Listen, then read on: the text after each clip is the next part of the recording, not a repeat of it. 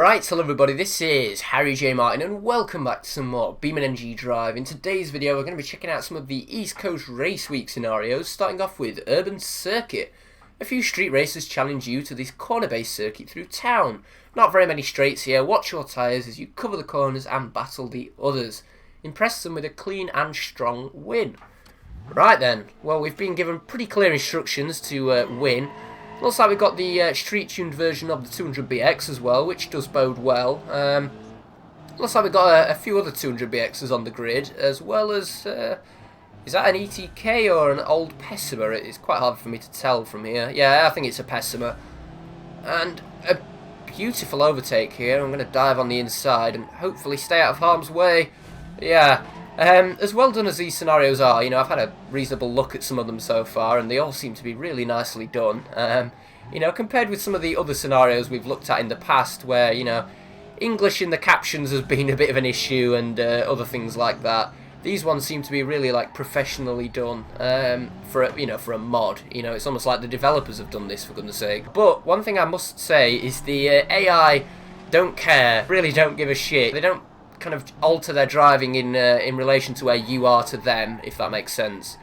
I'll try and explain a little bit better. For example, in a game like Forza, if you brake a little bit early going into a corner, the AI also, you know, does its best to try and, you know, brake and avoid just whacking you. Whereas, you know, within these scenarios, that isn't quite programmed in. I can imagine, you know, at this stage of BeamNG, it would be, you know, hard to try and code that into a scenario. I can't complain, but you know, the paths the AI do take, they're perfectly reasonable. It's easy to predict and work around it, so it's not really that much of a big issue. You could argue it does make it a little bit more interesting, actually. And we have pulled out one hell of a lead, I must say.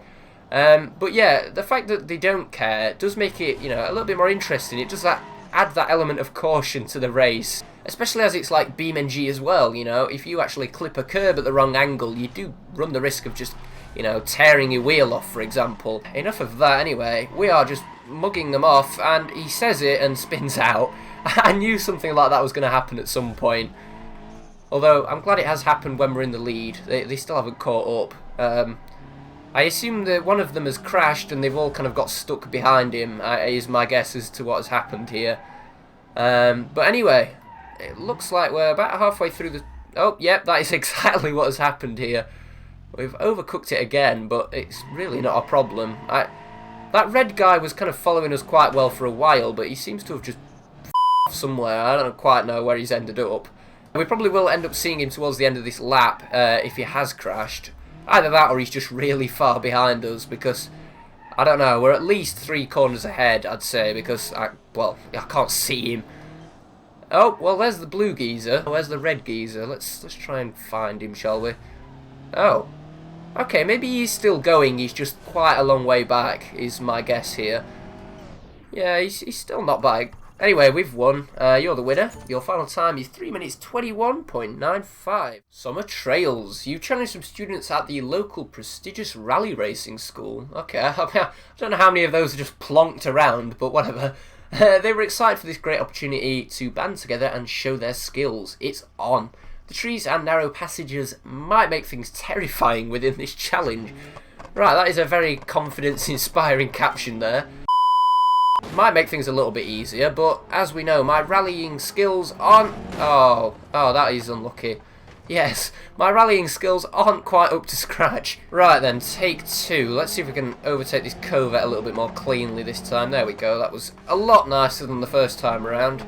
And we look to be approaching on this other covert here. Oh, a beautiful overtake there. That was clean, I must say. The pickles shouldn't be too much of an issue to deal with, although the covert is coming back in style. Okay. I mean, I could try and carry on. Maybe we could.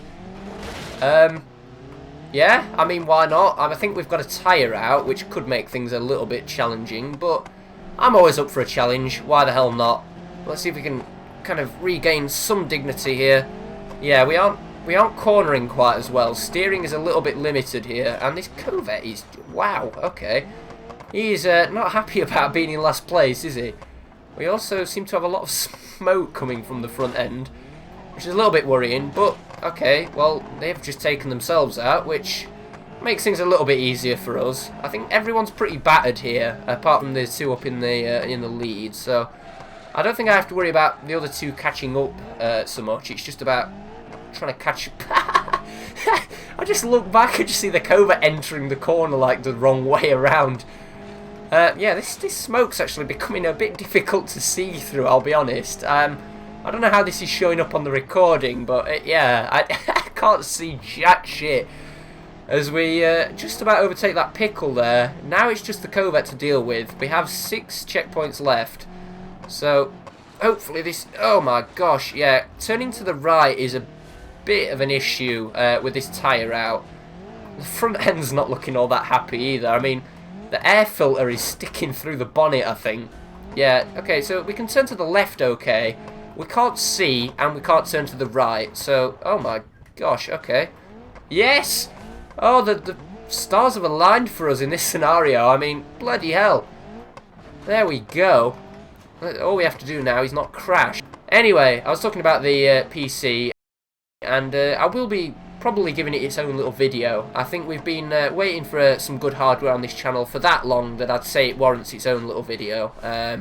Along with maybe a setup video. I don't know if those two will be separate or not, but look around for those in the not so distant future. And yeah, I hope everything's looking a little bit better on the kind of quality side of the videos in the video about the PC. But, you know, for now, I hope everything is looking a little bit better.